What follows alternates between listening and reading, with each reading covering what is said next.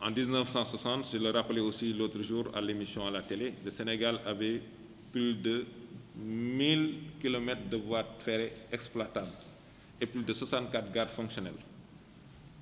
Thiès était la capitale du rail, le nom est resté, mais on a assisté, après une grande page de l'histoire, en 2012, en quelque sorte, au replacement du chemin de fer dans le dispositif de développement, en tout cas de la politique de développement initiée par le président de la République à travers le PSE. Il y avait plusieurs entreprises qui existaient, mais aujourd'hui le schéma institutionnel est reconsidéré. Il y a une nouvelle société de patrimoine. La gestion du patrimoine, c'est le développement du réseau et son entretien. Et une nouvelle société chargée de l'exploitation du transport interurbain et périurbain en même temps. Monsieur le gouverneur, Dakar est la capitale du Sénégal, je ne cesse de le rappeler. Dakar ne représente que 0,33% du périmètre. Nous y avons de fortes congestions. Les problèmes de mobilité sont énormes. Le port autonome de Dakar n'a plus la fonctionnalité d'antan. Le Mali est le premier partenaire économique du Sénégal. Les difficultés qui sont nées il y a quelques jours, à ces difficultés s'ajoutent celles que le port a pour être totalement compétitif, en plus de la concurrence sous-régionale naissante, etc. En résumé, le fort potentiel que nous avons, agricole, minier, animalier, et j'en passe, et même halieutique, fait que ce projet a été initié. Et dans le cadre de ce projet, nous retrouvons les densités ferroviaires les plus importantes du pays, dans ces 7 régions. 57% de la population active, 67,5% de la population est concernée, mais 57% de la population active est dans cette zone. Les 12% de la contribution, les 12% des 16% de la contribution agricole au PIB national, c'est dans la zone ciblée. Les productions halieutiques les plus importantes également en raison des taux de débarquement très importants. Nous avons aussi des zones économiques existantes et d'autres qui sont en gestation. Alors, en résumé, le chemin de fer a son rôle à jouer. Le transport voyageur, le président voudrait que les Sénégalais aient la latitude de prendre des trains dans des conditions de confort, de sécurité, mais aussi de régularité. Dans la région de Thiès, nous voulons construire un complexe ferroviaire avec une aire de dépôt, des ateliers avec voies d'accès et de garage, des dortoirs et réfectoires de services et une base de vie où nous retrouverons des logements de services et d'astreinte, un poste de santé avec maternité, un établissement scolaire et même nous avons pensé à des lieux de culte dans des conditions modernes telles que ça s'est passé au Maroc. Au Maroc, le DG de l'ONCF, lors de mes missions, m'a fait savoir qu'il y a de cela quelques années, leur situation était similaire à celle de l'ex-petit train de banlieue.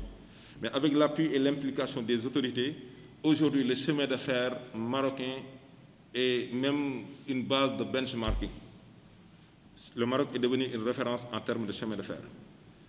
Alors, pour Mekhe, nous avons aussi un besoin d'un terminal à conteneurs, des ateliers avec voies d'accès et de garage, des dortoirs et réfectoires de services, une base de vie pour assurer la continuité du service, notamment des logements, d'astreinte, postes de santé, établissements scolaires, etc.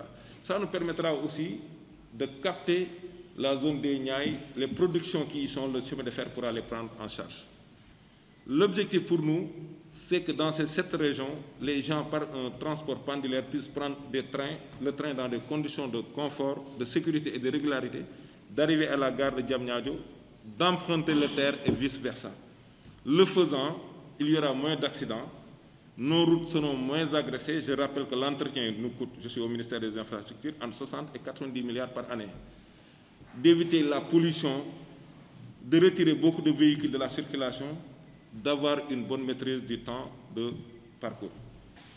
C'était la bienvenue à Thiès, vous et l'ensemble de la délégation qui vous accompagne, en mon nom, mais également au nom de M. le maire de Ngaïmehé,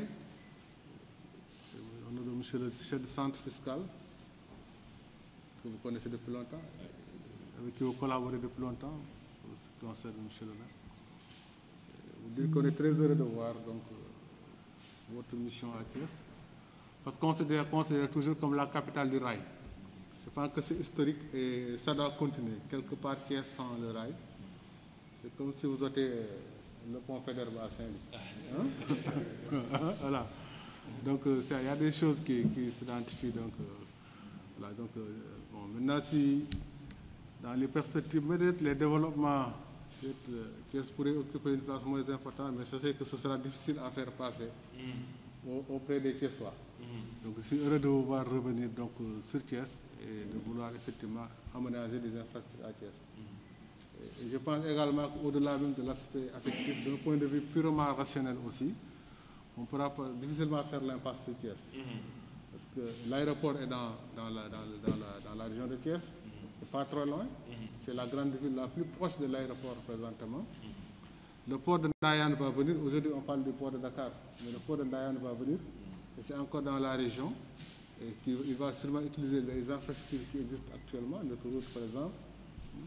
Et également, vous aurez donc le port de Rufisque, de Bargny, de Bargny, qui n'est pas aussi très loin de Thiès. Je pense que dans l'autre, comme on a déjà une histoire à Thiès, au lieu d'aller créer une autre capitale ferroviaire, je pense que vous pourrez bien continuer à travailler sur la place de Thiès.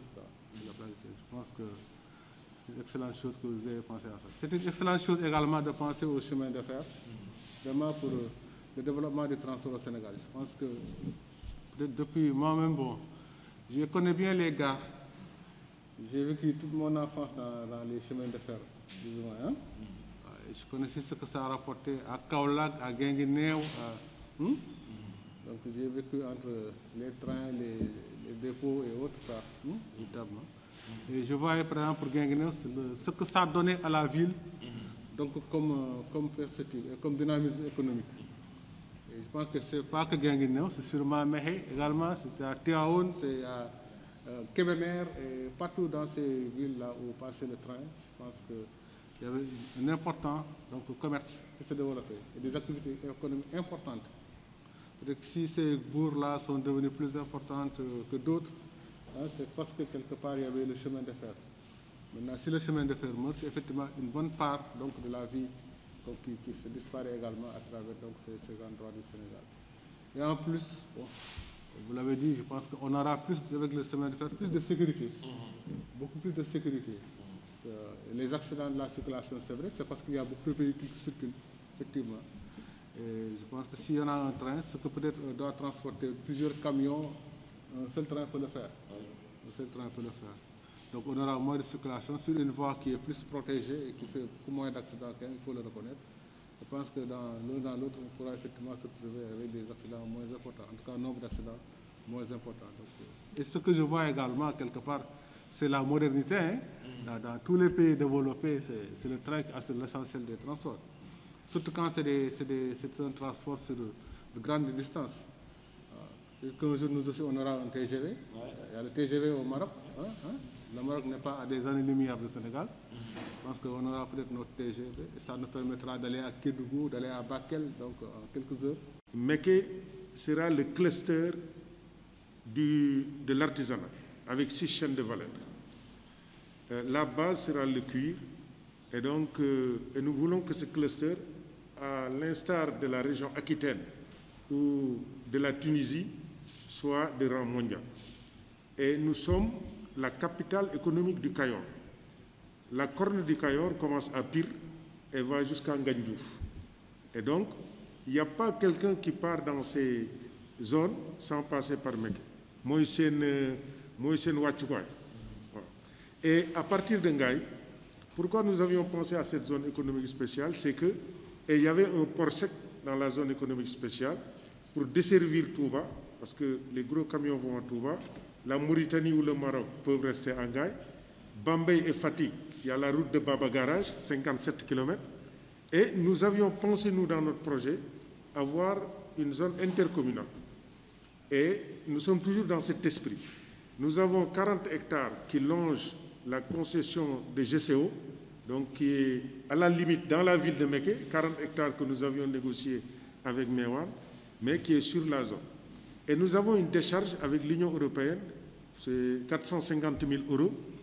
Et nous avons exproprié, ça n'est pas exproprié, mais disons nous avons désaffecté ces terrains pour les transférer vers le Gadega que nous attendons. Et là, nous avons quelque chose qui peut être un dépôt de conteneurs sur 2 hectares à peu près, parce qu'il faut être à 100 km de la décharge et la limite avec les chemins de fer peut être utilisée. Je me réjouis quand même de ce projet.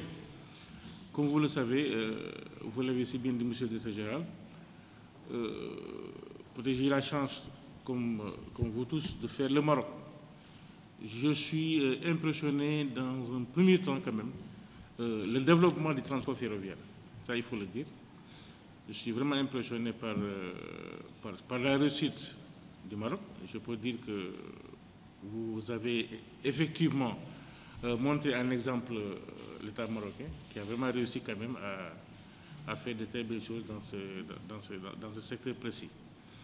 Aujourd'hui, si vraiment vous essayez quand même au niveau de notre pays de développer cette stratégie pour un peu vraiment combler de nombreuses lacunes, il faut le dire, à travers en tout cas un transport très limité. Aujourd'hui, je pense que c'est l'honneur, c'est l'honneur pour tous les Sénégalais. Et prions vivement que ce projet vraiment voit le jour pour le grand bonheur des Sénégalais. Moi, je pense qu'en tant que chef de service, receveur des domaines, je pense qu'avec monsieur le gouverneur, nous ne ménagerons quand même aucun effort pour vraiment satisfaire vos besoins dans notre domaine. Certainement en relation avec les maires. Je pense que très rapidement, certainement, monsieur le gouverneur va s'y mettre pour qu'on essaye ensemble vraiment de trouver les voies et moyens pour satisfaire un peu vos besoins.